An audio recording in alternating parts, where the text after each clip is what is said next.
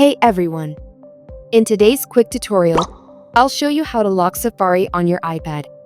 Whether you're setting up a kid-friendly device or just want to disable web browsing, it's super easy. Let's jump right in. There are two methods to lock the Safari app. First one is using Face ID with iPadOS 18 running iPads, so let's see how to do that. Long press on the Safari app icon, a pop-up appears. Choose Require Face ID again. Go with the Require Face ID option. iPad will scan your face to apply Face Lock. If you don't register your face in your iPad setting, tap on Try Face ID again. Suppose your iPad does not recognize your face, then enter your iPad passcode to lock Safari on your iPad or kid iPad.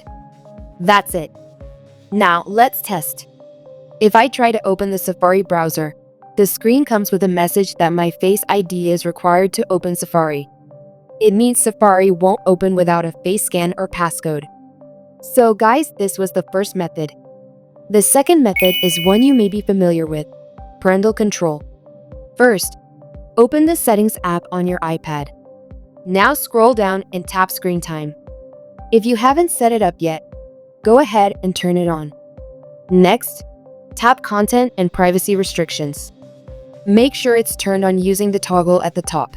Now tap on Allowed Apps and Features. This is where you can control access to built-in Apple apps, including Safari.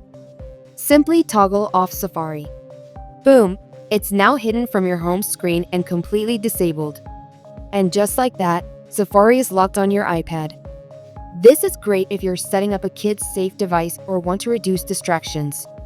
If you found this helpful, make sure to like, share, and subscribe for more tech tips. Got any questions? Drop them in the comments.